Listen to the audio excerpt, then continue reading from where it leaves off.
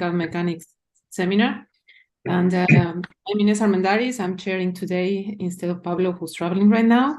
And today we have Stefan Grosskinsky from the University of Augsburg, who will be talking about size bias diffusion limits for the inclusion process. Stefan. Oh, yeah, thanks a lot. So it's a pleasure to talk in the seminar. So I'm going to talk about some joint work with Chhleboun from Warwick and Mim, which is Vatanan Chaturviriyaponcha. She's from Thailand. And okay, let me start out by defining the model, if you haven't seen it. So let me see. Yeah, it's working. Okay, inclusion process is an interacting particle system. So we think of do it like this. We have a lattice. No, I didn't want to do that. I want to do this. Okay, some pointer. So okay, we have a lattice lambda. This should be. It doesn't matter what it is for the moment. It has a finite number of sides L. Then there can be any number of particles per side in this model, so it's not bounded. Configurations are denoted by eta as usual. Eta x is the number of particles on side x. Then it's a continuous time Markov process, so we need some jump rates. A particle jumps from side x to y with this rate, so it has two parts. There's an essentially the interaction part here is given by this function c, which is a function of the number of particles from on the departure side and the target side. Okay, and for the inclusion process, since I'm not going to talk about any other model today, this looks like this. So it has two parts. So there is essentially this parameter d, which is positive, and a particle on side x jumps with this part of the rate is given by d times eta x. So this is essentially independent random walk that every particle does. And then in addition, there's this inclusion part of the interaction where pairs of particles essentially attract each other at rate 1, if you think about it like that. So every particle attracts every other particle at rate 1, and then you get an additional total rate of this form. Okay, good. And then this pxy is simply defining the structure of the underlying graph. So for us now, we can think of the complete graph. Simply everybody can jump everywhere for simplicity, but at least it has to be homogeneous of this type. So incoming and outgoing probabilities should be equal for every side.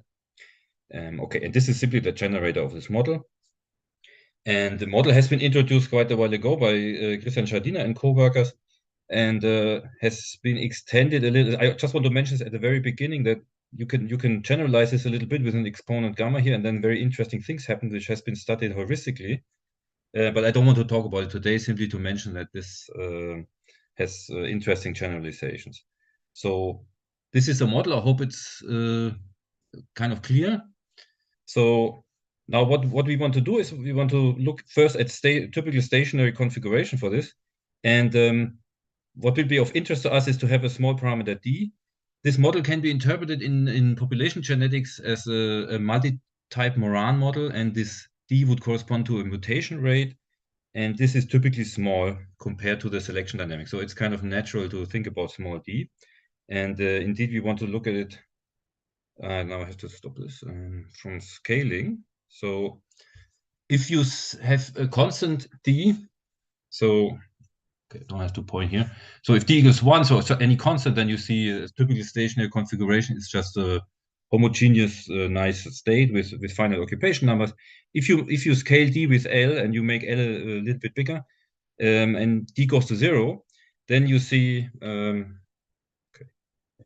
Here, for example, we scale like 1 over square root L. Then you see still the typical stationary configuration appears to be much more clustered, but still you have a lot of clusters. And the interesting transition case is like when d scales exactly like 1 over the system size, then you see essentially in the limit a small number of clusters, a random number of clusters which has a random size. Okay, and this is what we will be interested in. So we will study this case first, and then also this case I'm going to talk about.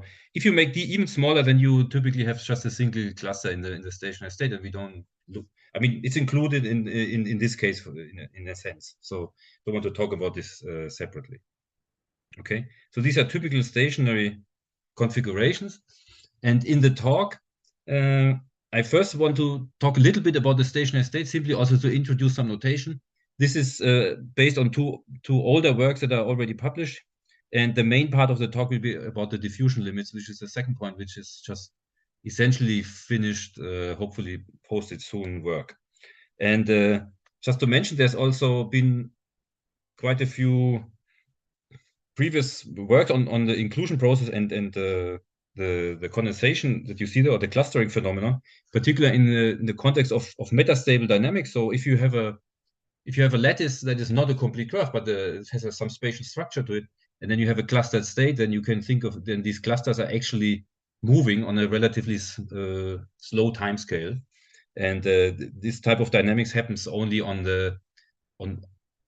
lattices with some kind of structure. If you're on a complete graph, every cluster can exchange particles directly with another cluster, so they don't really move. So the dynamics will be of a different type. This is actually what I'm going to talk about. But there has been interesting work about this kind of thing, mostly on finite fixed lattices, but sending the number of particles to infinity, so in a density to infinity limit. And I wanted to mention this. And for the inclusion process, this can be done quite generally, but it doesn't really tell you about the dynamics of the condensate. It only tells you about the initial dynamics when particles numbers are of order 1. Okay. So, and another thing I want to mention is that the inclusion process has self-duality. This is well known, and so you can study certain aspects of this clustering dynamics also on spatial lattices, not only on a complete graph, but even for very simple cases, it gets already quite a bit complicated if you want to get something quantitative out of it. But it has been done most recently by work by Frank Riedig and co-workers. Okay, this is what I wanted to mention in the beginning. So now I'm going to talk about stationary results for a little while and then come to the dynamic results. Okay, so let me just open up the whole slide. So, okay, the nice thing about the inclusion process is that it has simple and explicit stationary distributions. Somehow this is kind of not a good location for this. Maybe this is better. Okay. Yeah, so how do they look? Okay, so they are essentially of product form. Okay, so here we look at canonical stationary distribution. So essentially you have a fixed lattice size L and you fix the total number of particles in the system. So this is why you condition this product measure on the number of particles being N. This is written with this indicator here. And then you have only a finite number of configurations, obviously, and you have to normalize this. And the nice thing is it's easy to check that the weights are given explicitly by this kind of ratio of gamma functions that decays like n to the d-1 for large n. And the even better thing about the inclusion process is that even for the partition function, you have an explicit formula. Okay, so this normalization is given again by a ratio of gamma function. So this type of distribution is also known as a Dirichlet multinomial distribution. So it's kind of very explicit. And therefore, essentially, you can analyze the scaling of this stationary distribution when we send L and N to infinity, in a sense, explicitly, you just have, because you have these formulas, okay? But one of the problems that you run into is when you want to say something meaningful about these clusters. Now we want to, so what do we actually want to do? So we send L and N to infinity. N over L should go to a density rho. And we want this d times L to, say, converge to parameter theta. So we scale d as well and make it small. And now we want to look at essentially the scaling behavior of these distributions. Problem is that, as we have already seen, the mass is clustering. So if you just observe a given site X, you see nothing, because essentially almost all sites in the system are empty. Okay, and you need to find particles to say something about the distribution of cluster sizes. And there are two ways to do this, essentially. So you can order the particle configuration. Since we look at a spatially homogeneous situation, I mean, the order of the configuration doesn't really matter to us anyway, so it doesn't have no particular information we're interested about, so we can just reorder it. So this would be the largest occupation number and the smallest here, okay? That's something that is similar but a bit easier to work with, is this kind of size-biased sampling. So you take a configuration of your process eta, and you just reorder it, in the sense that you pick a site. Your first site you look at is not site 1, but it is a randomly chosen site, and you pick it with this probability, so proportional to its the relative mass that it carries in the configuration. Alternatively, you could say that you pick a particle uniformly at random and look at the occupation number on the side where this particle sits. Okay, so this is just you pick uniformly from the mass space and not from real space. And then okay, you observe your first cluster and you do the same thing again with the rest of the system, and then you just produce a reordering of your system. And this is in that way you definitely observe clusters with positive probability. Okay, even though they have volume fraction 0, they have finite mass fraction, and you will see something. Okay, so this is what we will use when we try to look at scaling limits. And then of course these kind of reordering of the occupation number, you can just, if you rescale it with the total number of particles, it's just, you can think of this thing as this rescaled configuration as a partition of the unit interval. This is how the mass is distributed in the configuration. And okay, so this is just some notation I want to introduce here. This delta is just the space of partitions of 1. So this sums exactly up to 1. And this nabla here is just the space of ordered partitions. Okay, this may show up later in the talk. Good. So these are two spaces where you can actually map. You take a particle configuration and you map them into this or this space. You can do that. And then sometimes I think later it shows up. So this is why you want to use the compact. You want to complete this space, so you just make the small or equal. So you include all limits here. So then it's easier to define processes on these kind of spaces. Okay, good. But that's just I don't want to stress this actually. So let's just see. Okay, so what can we say about the stationary distributions in this particular scaling limit? So these are our canonical measures with n particles on L sides. This has to. How can I? Should I do this? I didn't know that this stuff stays on the side okay. So now this is okay. So this is an older result. So this is about the stationary behavior for the distribution of an inclusion force. As I said, this is explicit. This is a Dirichlet multinomial. It's based on explicit computations. So what you see here is if this d times L, so this is this parameter goes to 0, bit slower than L, so this product goes to infinity, then you see clusters on typical size 1 over d, okay, which is a bit smaller than L.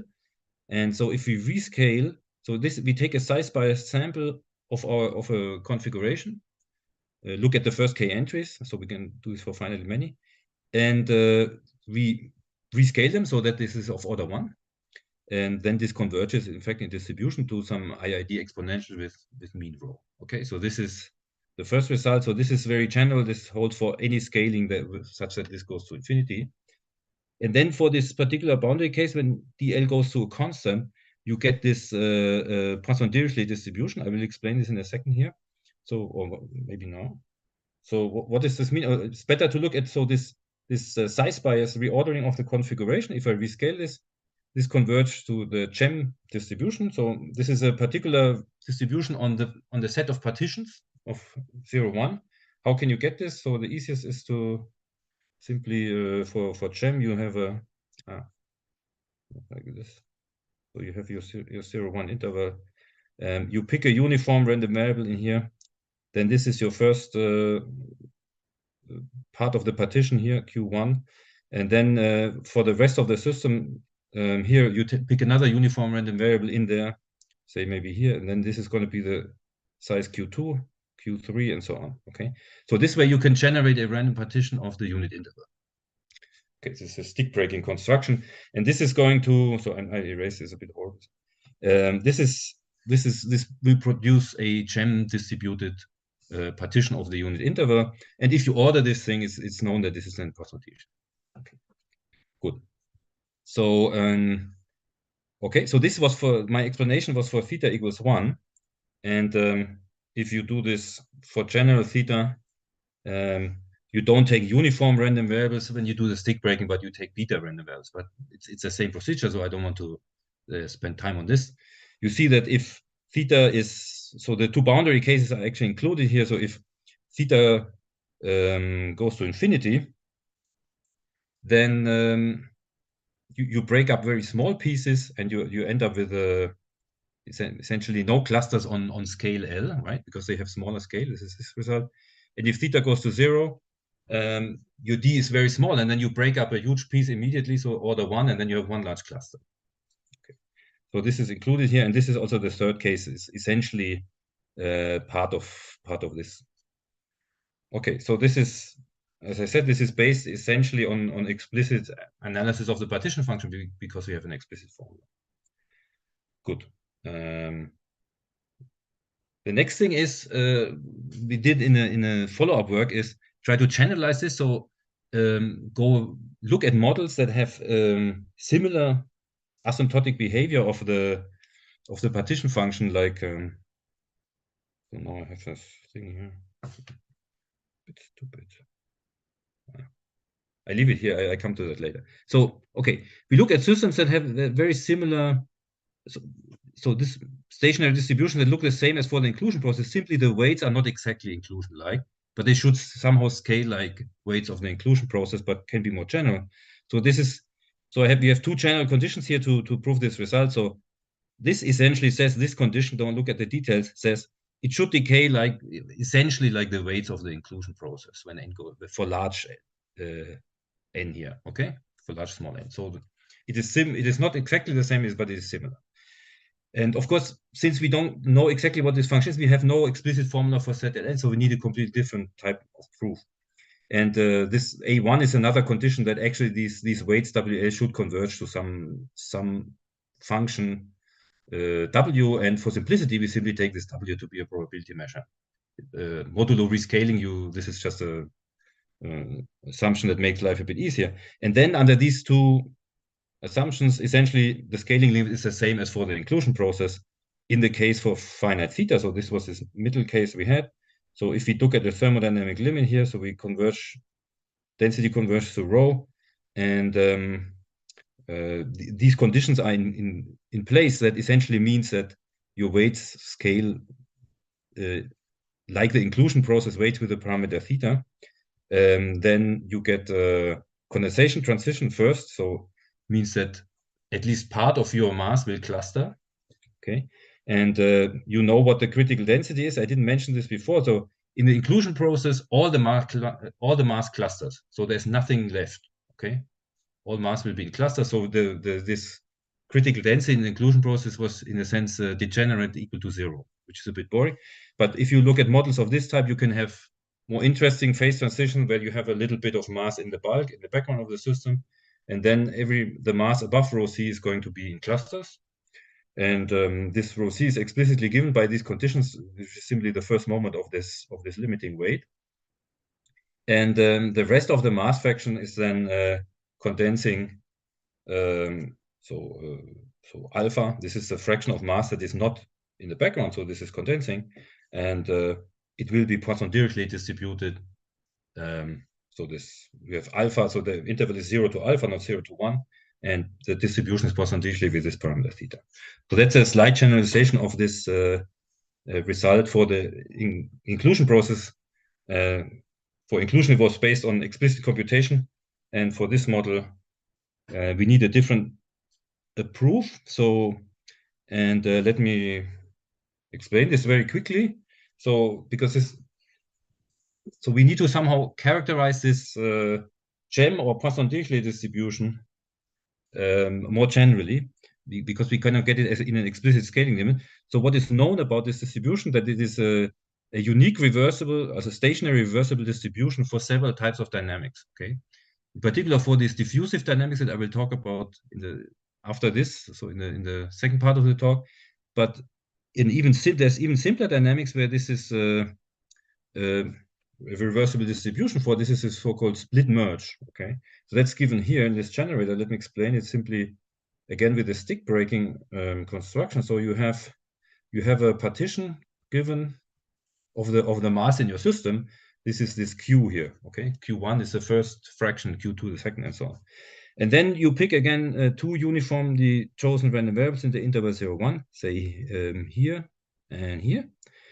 So this is cluster 1, this is cluster J. And then you merge these two clusters, okay? So this is how the split merge dynamics is. So it's the merge part of this dynamics. If you happen to pick, So you pick uniformly. If you happen to pick the same cluster twice, then this cluster is broken apart uniformly in two. Okay, this is the split part.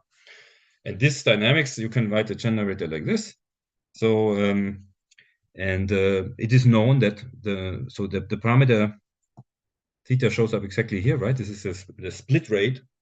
The merge rate is simply set equal to 1. And then it is known that the Poisson-Dirichlet distribution with parameter theta is the unique stationary distribution, and it's also reversible. This is, by the way, I think proven only for parameters between 0 and 1, but should be true for any theta. But I think, as far as I know, it's currently open for theta larger than 1, but okay. So what we did, the proof applies rigorously only for these type of parameters. And then, of course, if you know it's reversible, then you can do the following. So you know that the Poisson-Dirichlet distribution then satisfies the reversibility condition under the split merge dynamics. So this is essentially written here. This is essentially Poisson-Dirichlet distribution has to be self-adjoint under the generator G. And this is something we can check also for the finite particle system. So we look at this difference. If this is 0, then literally this is G is self-adjoint operator with respect to this measure. This is not going to be true for finite Ln, but in the limit, we can show that this holds. So if these measures pi Ln have a limit, so you have to show existence of a scaling limit, and then you can use this. So you estimate this, and it goes to 0. Then this limit has to fulfill the reversibility condition with respect to split merge, and therefore it has to be Poisson-Dirichlet. Okay. So we make use of this known uniqueness of the distribution. Okay. So this was essentially the first part about stationary results.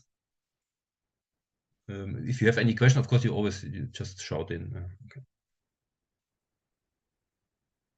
And before we move on, just to show some pictures. Okay. So, okay, we proved stuff, but still you can simulate and do some pictures. So here it's a bit ugly. So this is theta, parameter theta, and we look at the dynamics where the dl converges to theta, which is 1 and 0.5 here, and then our claim was that the limit is a Poisson-Dirichlet, or if you look at the size bias version, it should be a Gen distributed configuration. And okay, you just sample a couple of stationary configurations. Then you want to detect the Gem distribution in a configuration. It's not so easy, so this is why so you can do it like that, for example. So what you do is you sample a configuration eta, then you take a size bias resample. You can do this several times for the same configuration, actually. And then you look at the fraction of mass that remains when you take away the first k clusters in this size biased configuration, okay? Call this rk of eta. And if this thing is Gem distributed, then you know that this has to decay like theta over 1 plus theta to the k. Okay, this is something you can compare with. So we have an exponential scale here. So we draw this theta over 1 plus theta to the k here, and then check if our configurations match this, and it works quite well. But you also see that you only have very few. So this is like, we have like 1,000, that is size 1,000 here. We only have very few actually occupied sites here in the inclusion process left when you have small parameters theta. Okay, so it's like only 9 or 10 of the order 10. In general, it's known that when you generate a finite version of this Gem, for example, or say, yeah, okay, it doesn't work with the stick breaking, but it's known that if you have a, yeah, you can do that. Like, so, sorry, started talking about it, so you take a Gem and then you put a lattice on it, okay? So say you have all the of size 1 over n, so you only have n particles in here, and then you're only going to have, of course, a finite number of clusters that actually are part of your partition. Okay, so the partition goes up to infinity. That's super small here, but you only will have a finite number of clusters. It is known that you only have of order log n clusters in a finite version of a Gem distribution, and this is also the case then for the inclusion process. Okay, so the lattice size is really almost irrelevant here. It's really just you have n particles to distribute, and you will only see log of order log n occupied sites. Okay, good. And yeah, if you crank up theta a bit here, theta is 10, then you see more occupation numbers. Good. then okay, this is a case where D goes to 0 smaller than L, so this D times L goes to infinity, and there we want to see IID exponential random variables for the cluster sizes, and okay, we check it here. Okay, so here it works because we are in the right scale. If you change the scale, you see that it doesn't really work anymore. Okay. It was just to show a couple of pictures, otherwise I have no pictures in the talk. But now let's go to the dynamic part. Okay, so first I want to talk about something that's actually not our result, but also we couldn't really find in the, so you have to read several papers and then you can stitch this together, but I think it's an interesting first simple case where I can explain more the details about this measure valued process that will come up later as well. So let me talk a little bit about this particular case. So what we want to do here, let me just show up a bit more the full slide. So we look at the inclusion process on the complete graph. So this is our generator. Okay. Note that because we don't put a 1 over L here, so you really because if you think about it, like a particle jumps and then uniformly jumps to some connected side, there would be a 1 over L minus 1 or so in front. We scrap that. So intrinsically, we have already speeded up the dynamics here quite a little bit. Okay, if you think about it in a normal way. But it turns out if you do that, then you don't have to do any scaling, but the scaling will come out later. So this is our generator. And for the inclusion process, it's very useful to rewrite this in different coordinates. So simply look at not at the occupation numbers at given sites, but look at the location of particles. So I1 to n are the particles and sigma I are their locations. You can of course also define the dynamics, even have more information here. You have numbered particles, but it doesn't matter. So you can define the process also on this state space. And here the generator looks even more simple. So you have the uniform motion with rate d. What happens is that the location of a particle I changes to x, and x is simply chosen uniformly at random. Okay, good. And this happens with rate d. Good. So this is essentially this second part of the dynamics up here. And the first part becomes simpler because, as I already said, you can interpret it like every particle is attracting every other particle with rate 1 to come to the same side. Okay, so you have this pairwise attraction. And that simply looks like this. So particle I jumps onto the side of particle j, happens with rate 1, you sum over all ij. Okay, so this is essentially the inclusion part of the dynamics. It looks like this. And now you want to study, so this kind of scaling we want to look at is look at the location of particles rescaled with by L. So this is essentially in the interval 0. So we embed the complete graph in the interval 0, 1.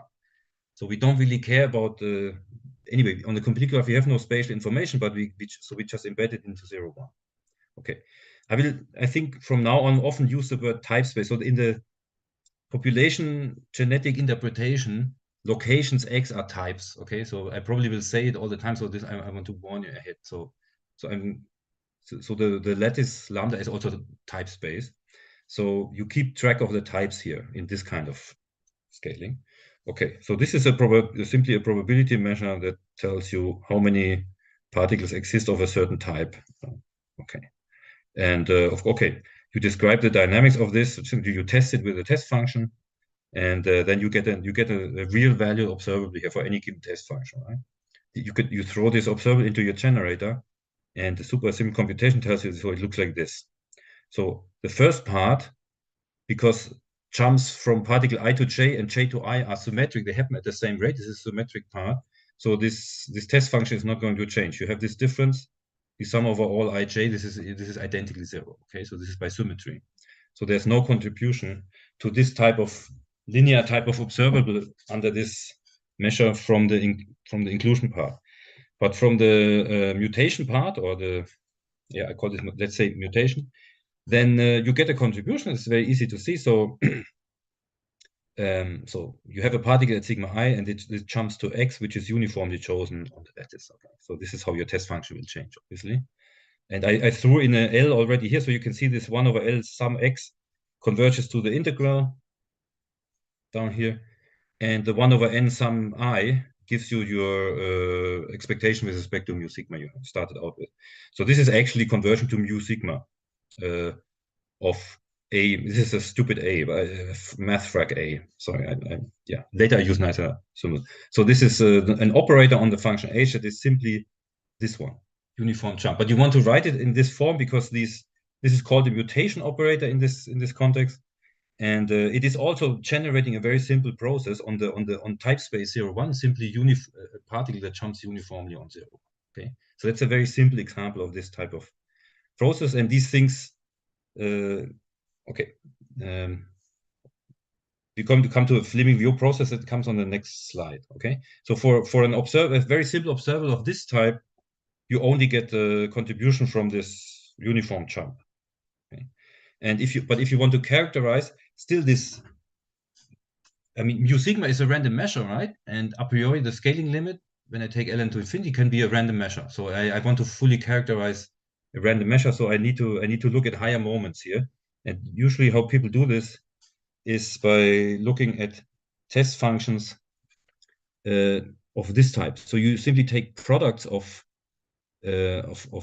tested. You test the measure with several test functions and take a product of that.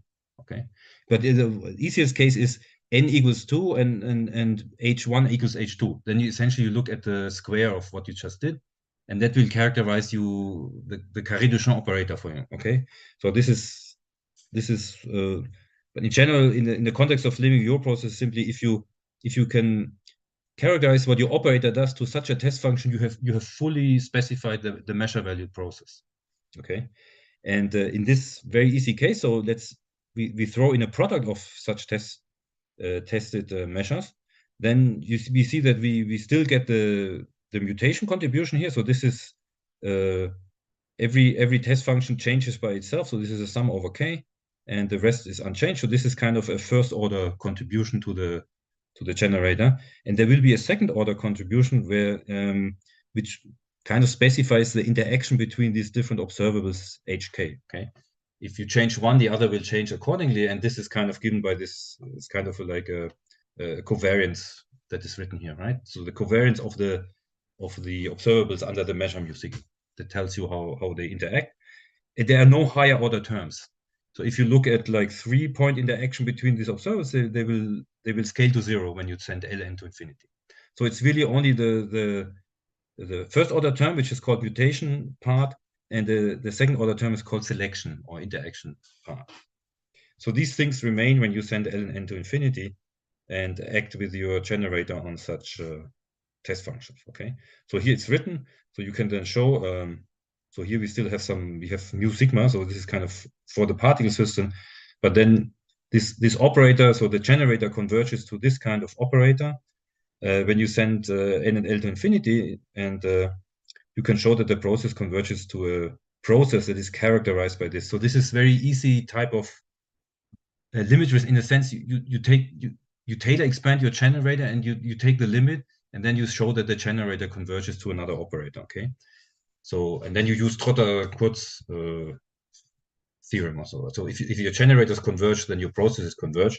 You have to be careful, of course, that this has to be true on the core of the limiting operator, and you have to make sure that this is actually a big enough set of functions such that you really have fully specified the limit process. But otherwise, this is a very, very simple application of this general generator convergence result. And because this is a generic Fleming view process, has been studied a lot, so people have characterized them, and it's absolutely clear what the core of Fleming view process is, and this is big enough that you have fully characterized the limit here. Okay, good. So this is what happens. So you have essentially, okay, let's see. Yes, so this is interesting. Essentially, so what you have characterized with this generator is a measure value process, right? So it's mu t. This is a process of random measures as a function of time. But now you can look at slightly simpler version of that is simply to take a particular test function and look at the expectation of h under mu t. This is now a real value. It's nice. It's a real value quantity. The space is just 0, 1, right? So it's nothing fancy. It's really just h is a function on 0, 1, and And then this is a real valued stochastic process, mu th, right? And in fact, it's very easy. It's a diffusion process. So from the measure value description, you can find out that this mu th is a diffusion, and it fulfills this simple SDE.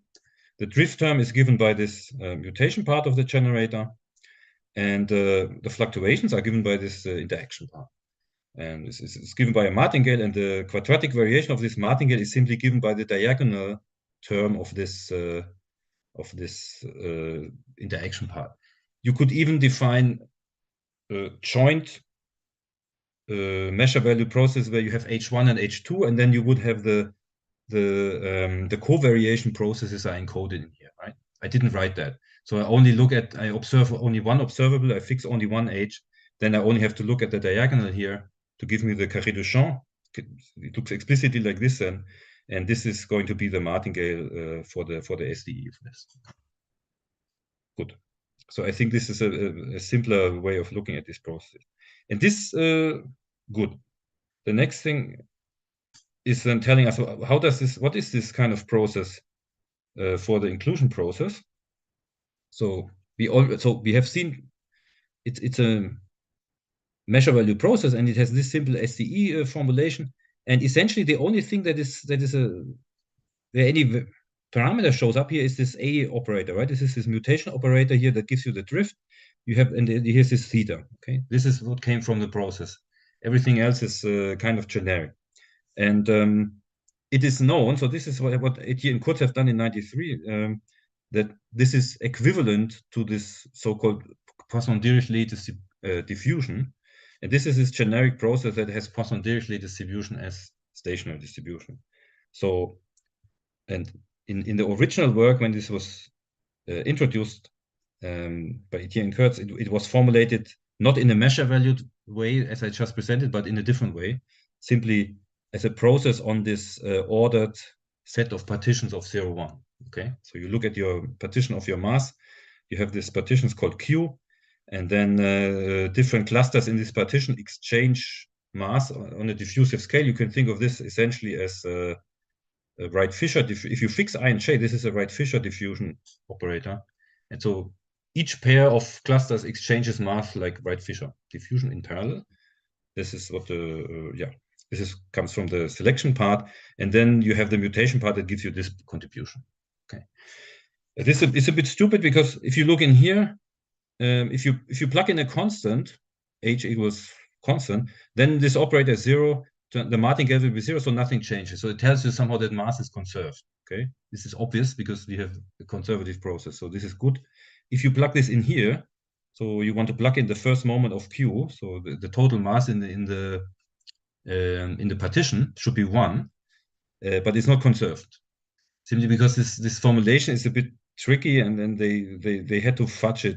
Well, don't want to say negative. They had to work quite a bit to make sense of this. Okay, so this is why I think the measure value formulation that came later is actually much more intuitive in a sense. Okay, good. But I just wanted to mention this because this was the original formulation of this Poisson-Dirichlet diffusion that obviously also has Poisson-Dirichlet distribution as a unique reversible measure, and this is known for all theta here. Okay. And one other thing that is interesting here, and that has been shown by Etienne Kurtz on that level, is that if you look at the measure valued process, it's totally unclear a priori that whether these measures are absolutely continuous or atomic or what they are. The nature of that is not, at least to me, I'm not an expert in measure valued process, but it turns out that these mu's are actually atomic measures, and the Q is simply the ordered size of the atoms in the measure mu. Okay, good. So this is something you see from this correspondence. Good. So this was the thing when you do the scaling limit on type space. Okay, I want to say we embed the space, the locations of particles x into the interval 0, 1. And now we want to do something else because we wanted to look at the more general version of this process and send theta to infinity to cover this case. dl goes to infinity, and this is not really possible in this formulation. And we are also not really interested in type space at all here because we have a complete graph and the types are not okay. We are not interested in types, but we want to understand in more detail the actual mass distribution of this thing. Okay, so what we do now, yeah. Sorry, can I ask you something? So, of course, this was for the case when rho c was equal to 0, right? What you're doing yes, right yes. now is when everything condenses. So you don't have any. We only look at the inclusion process. In inclusion process, if you condense, everything condenses. There's nothing left in that model. So you have a version for this when there is some bulk. So when you have a little bit. Yeah, but this is also not in this talk. Unfortunately, not. We have a stationary result on models where there is a bulk, but a dynamic result on models with a bulk we do not have yet, unfortunately. Okay, so this is, I'm always talking about the same model. It's always the inclusion process here in the dynamic part, and rho c is 0 for this model. Okay, good. And what the only thing that is interesting here is then how is the mass in the condensate distributed? So the statistics of the cluster.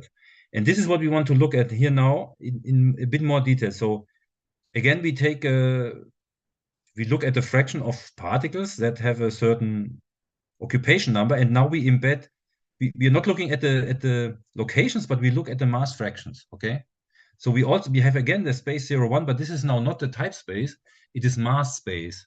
So if you have in such a measure mu eta, if you have a delta at 1/2, it means that there is a cluster in this configuration that has half the particles. Okay, and that immediately also means that the prefactor here of this delta 1/2 has to be at least 1/2. It could be 1/2 or 1. If you have two clusters, then it's 1, or you have 1, it's 1/2. But it cannot be anything. Okay, so this type of measures that you can consistently get from configurations is kind of restricted.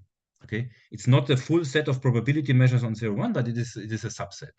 Okay, so this is this is called E. Okay, and in general, if you take a partition, so we did this for configurations, but if you rescale configurations, essentially you always get a partition of the interval 0, 1. And if you do this for any partition, so you want to map a partition Q, think of eta over n, it's a partition, right? Onto a measure of this type. So this is what you do. This is the size biased embedding as a measure. So you put a delta at the mass fraction Qi, multiply with the mass fraction. And if your partition is not full, meaning that there is also mass there could be some mass left a priori at small occupation number. So this is a bulk. If the system has a bulk, then you throw this is going to give you a contribution delta 0. Okay. So everything that is not clustered on the scale we look at here is going to be in the peak at 0. But you can keep track of it when you do this mapping. Okay, good.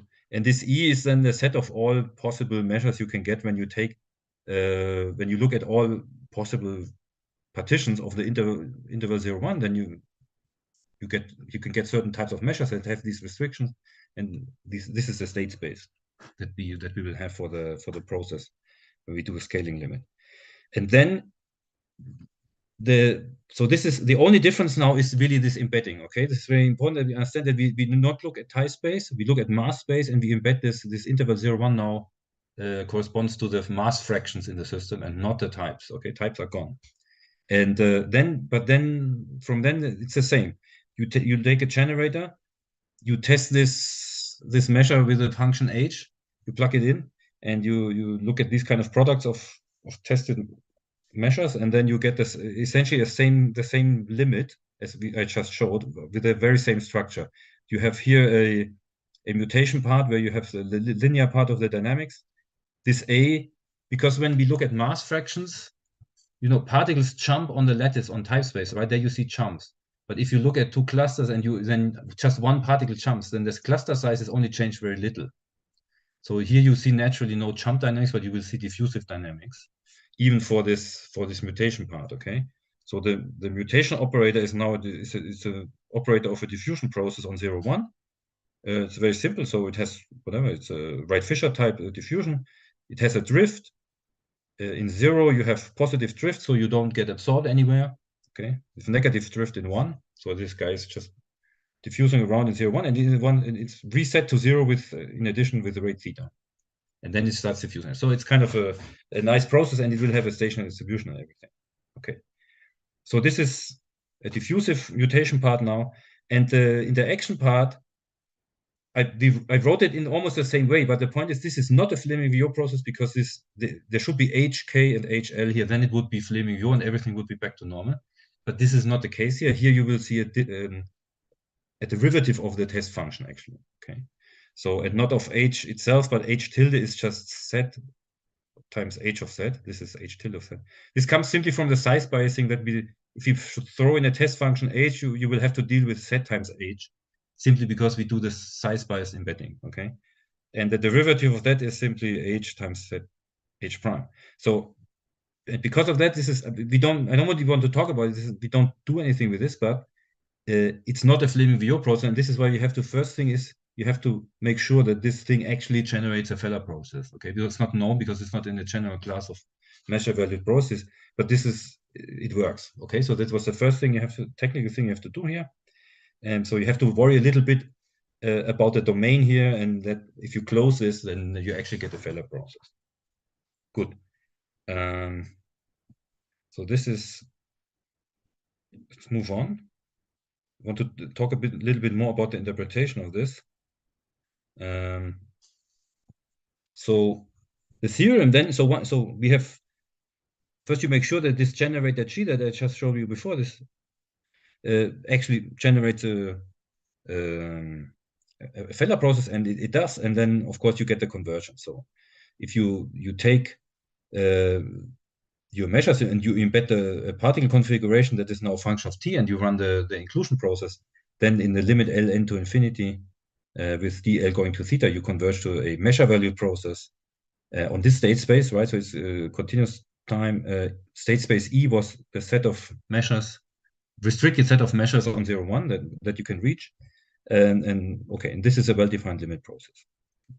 And essentially, you can do the same thing again. So it's a bit, you have this horrible looking generator, but then of course you can look at the, essentially it's a measure on 0, 1, right? A random measure on 0, 1. You can at least to first order characterize it by taking expectation with respect to one test function H, and then this is again a diffusive process where you get a nice SDE.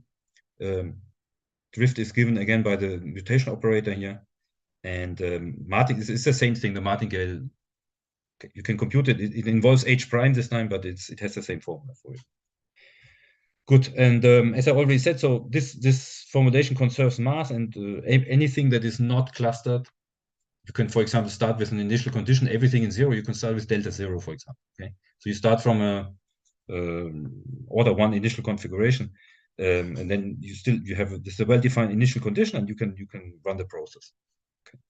What is a bit sad here, this also, you can see this here, and you also have a kind of duality. I didn't talk about this yet, but for Fleming-Villot process, you always have this kind of structure.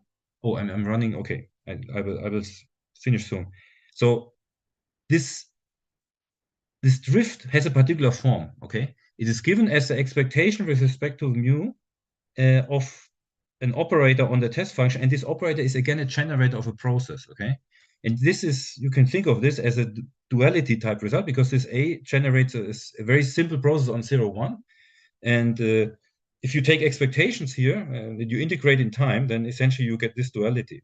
Okay, so because taking expectations, so the martingale drops out, and then you're left with this expectation of this operator acting on H, and therefore essentially if Z is a process on 0, 1 with this A as a generator, then you can write expectations of your measure at time t as expectations of the test function H evaluated at the point Z, and this expectation now acts on the process ZT. Okay, so that's a classical duality type thing. And you see, because this ZT is essentially a diffusion of this type, so it doesn't spend any time at 0. If you start in 0, so for example, you start with all mass in delta 0, so that would be mu 0 is delta 0, then instantaneously your Z process will leave 0, and you are bang in the middle, and then that means that all mass is clustered in epsilon time. Okay, so unfortunately, so in this scaling we do not resolve, so it's too fast of a time scale to resolve this kind of clustering. How does it occur? I mean, bang, you will be clustered in immediately, essentially. Okay. But then you can describe how the dynamics of the clusters works. So good. Equivalence, let's drop it. Last case is we want to study essentially we want to look at the last case, which is sending dl to infinity. Okay, this first thing I talked about was dl going to theta, and you can do this. You can think about it in a two-step way. So first you have your inclusion process here, and you rescale by n, and you have a finite theta. Okay, then you get this process that I just explained, and then you can, in the second step, you can send theta to infinity. If you do this consistently, you end up with another process. This can be done here, and this actually gets easier because theta only shows up in the mutation operator, and I replace it by dl here. And if I send dl to infinity, this stuff is diverging, so I have to rescale the rest so that this stuff is finite. But that sends everything else to zero because I have to I'm dividing by something that goes to infinity, right? So the limit in this case, when I go down here, actually leaves me with a much simpler process. The interaction part will drop out because I'm dividing by dl, and this part was order 1. It didn't have any theta in it. So this is actually, you don't get a martingale, and your measure will fulfill an ODE. And which you can even solve this, but it's not the point here. But the point is that this duality also fully characterizes the measure as the expectation of this test function of the dual process. Okay, so that's one thing you can do, and then you can also show that if you go directly on the right mass scale, then you end up with the same process. Okay, not sure if I will have time to do this in detail. Let me just show you the result. So again, so if dl goes to infinity, the clusters are not going to be on scale L, but on scale 1 over d. So we just embed the mass differently, okay? And just, we don't use 1 over d, but we use rho over d, because then the limit process will not depend on rho. It's just to make the limit a bit easier. And this is now, because in principle occupation numbers can be still of order n, this is not going to be embedded in a measure on 0, 1, but on 0 infinity. Okay, so, and then you do exactly the same story. You use this kind of embedding. You throw in your generator, you take a scaling limit, you will get actually a measure value process that has a simple generator now, because we have to slow down the process here in order to see a limit. The interaction part drops out, and you're only left with a mutation part. But it's essentially the same story as before, but it's the limit process is simpler. It is not, there's no selection part, and that makes the corresponding SDE also much simpler. So it doesn't have a martingale. It's an ODE, and in fact you can even solve this thing so that you can show that it has a density. For the density, you can write the Fokker-Planck equation. This jump part of the jumping to 0 gives you a particular boundary condition for the Fokker-Planck equation. You can solve it explicitly. I didn't write it; it's a bit lengthy, and you can also see that this density converges to the exponential distribution, as we have seen already from the stationary result, right? And here's just a little bit of illustration how this works. So we start with the delta peak around here, and then it evolves, and it converges to the exponential distribution in time relatively quickly. In a sense, it doesn't matter, but what we show here is simulations of the inclusion process, which is this black line, and also the jump diffusion. This is a dual process. Okay, when I just run a dual particle, and I do this many times, and then I do a histogram, and then I map the two. So I'm basically illustrating this duality result here in this picture, and it works pretty well. Okay, so you simply have to simulate a dual particle, and in principle, of course, we also have an explicit solution. It's not in the picture, but this you can also get. Okay, and one last thing, we formulated this even including the point infinity, meaning we could start with all particles on one side, then we have a cluster of size n. Okay. And that in this rescaling on 1 over d would be essentially a cluster at infinity. Okay, and that would mean that these measures mu bar for this in the new scaling don't have to be full probability measures. If there's not full mass in the measure here, it means that there's some clusters on higher scales. And you can start with initial conditions that are not full probability measures, and you can compute that the mass from higher scales, for example, from scale L, where you put everything in one side, drops exponentially, and you will converge to a full probability measure on the scale 1 over d. And you can also understand how this essentially works. So a large cluster essentially evaporates into the bulk, and then the bulk stuff is picked up by other clusters. So it's not like they find other clusters immediately, because the clusters here also in this scaling still have volume fraction 0, okay? It's like maybe square root L many clusters. So if you evaporate from a larger scale, you go into the bulk in this exponential fashion here, so completely independently of how the other stuff is clustered, and then you will be picked up by other clusters on the right scale. Okay, so I use more than enough time. Let me conclude. Yeah, so yeah, okay. So we have these results. The actual density rho, right, the limit n over L, didn't show up in any of the limiting processes, because and because of that, you can actually extend them even to density 0 or infinity. It doesn't really matter. Okay, the only thing you have to make sure is that your volume tends to infinity, and essentially here that if the density goes to 0, so it has to be d has to go to 0 a bit quicker. That's the only condition, and then everything I told you is still true. Okay, and you have this kind of picture here. So this is for the intermediate scales. So when dl goes to infinity, you have this exponential for the stationary distribution. This is also true when rho tends to infinity, it doesn't matter. And even if rho tends to 0, this is also still true as long as this is bigger than scale d. If rho and d go to 0 on the same scale, you can do explicit computation and you get some geometrics. And if the density is even smaller than d, this is all explicit here, there's nothing really to worry about, then you only get isolated occupation numbers of this occupation number 1. Okay, that's just to complete a picture of this particular case when dl goes to infinity. Okay, yeah, sorry for going over time. Thanks a lot. Finished. Okay, thank you. So let's thank Stefan for a very nice talk. Thanks. So we have a couple of minutes for questions.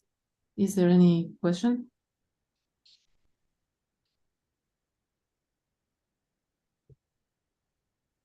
Can I ask a question? Yes, please. Hi, Stefan. Hi. This is Christian. Yeah.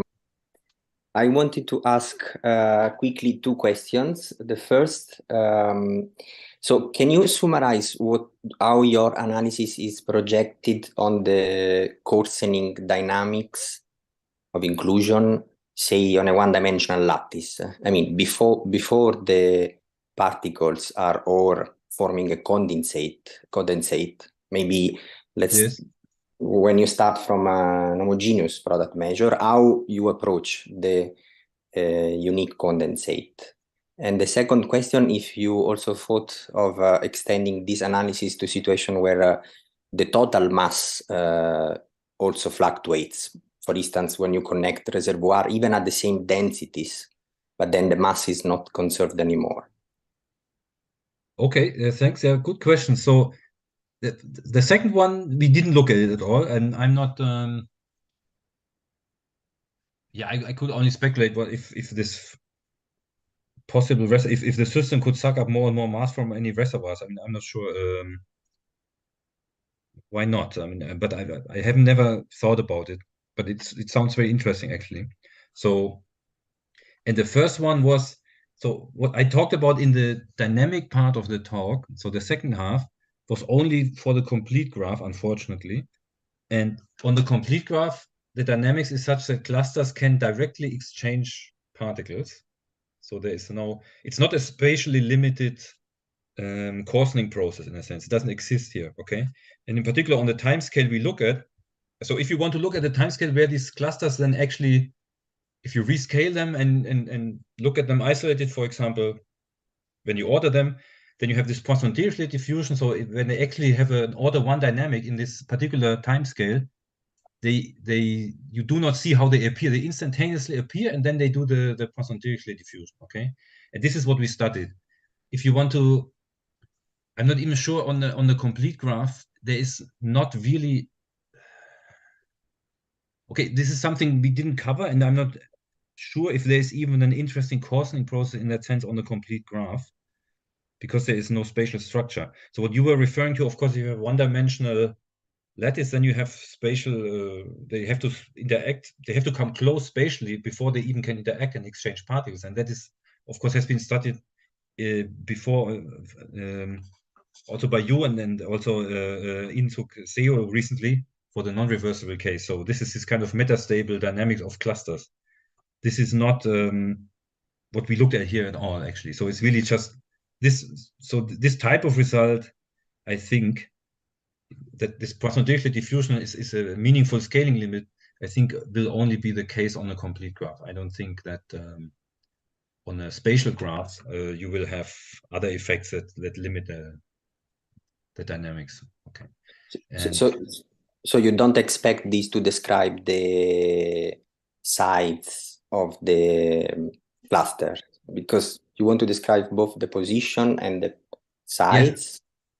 But so if you you can, of course, I'm not sure. So if you have a fixed lattice and you send n to infinity, then it's clear this has been studied, right? And then you have essentially depending on how you send d to 0, I think you will have a single cluster. So you have some coarsening dynamics and then you merge in a single cluster, and then this will have some metastable spatial dynamics on the lattice.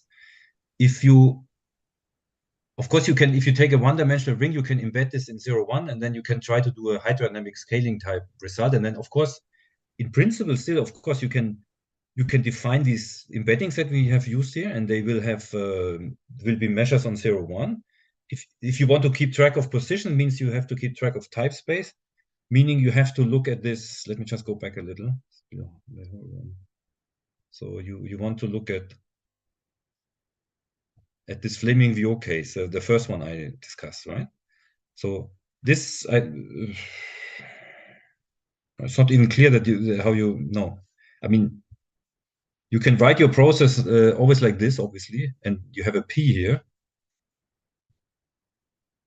This is how you embed the spatial structure. But this trick already won't work because it's not clear. I mean, there will be a very complicated interaction function here if this particle can actually even jump to sigma j, right? So this is, you see already here that, I mean, this was a very nice result that came out because it's very simple. But I think on a spatial graph, you will have some intercluster dynamics, obviously, but I'm not sure if any of these scaling limits will apply. I mean, the limiting processes, because they essentially rely on the fact that clusters can directly exchange particles, and then then you get this kind of diffusion limit. Okay, thank you. I overlooked this point. Thanks for the very nice talk. Thanks. Any other questions? So maybe my question is related to Christian's question. I mean, this really depends on the generator, right? I mean, if you see any other process, even if you have the Poisson-Dirichlet description. So it relies a lot on this complete graph, but on the complete graph it's what you're trying to do now is definitely look at other processes, like you can do zero range process on complete graph, because then these models that condense, they always also condense on a complete graph because the stationary measure is independent of the lattice if it's spatially homogeneous, and you see the same phenomenon, and you can try to do the same analysis also for other models. I mean, that's definitely possible, and in fact also can be kind of interesting because you can get for very simple zero range models, you can get clusters on different scales and stuff. So this is what we're currently looking at, but it's always so this is restricted to this complete graph dynamics in a sense. Yes, the whole approach, and the mathematics is then in fact very easy. I mean, you have to find the right scale, do the right embedding, then you plug it into a generator and you take an expansion and you have convergence of the generator, and then you just have to check some technical things that you have the right domains and stuff. But otherwise, it's not so. And I have to say that the inclusion process has particularly nice results because it is well suited for this kind of thing, because it's essentially and these rates have this particular form. If you do this for zero range, it's already more complicated. Okay, because there you will need to keep track of more variables like volume fraction of particular occupation, stuff like that. So this all drops out for inclusion, because inclusion itself has a self-duality property, and I think this is kind of embedded in the fact that many of these things cancel, and then you get very nice results here. Okay. But in principle, this approach is possible for any particle system on a complete graph that has condensation. Okay, thank you. Okay, then let's, if there are no further questions, let's thank Stefan again. Okay, thanks. Okay, and I guess we meet next week. Exactly. See you next week. So thanks a lot for the invitation here.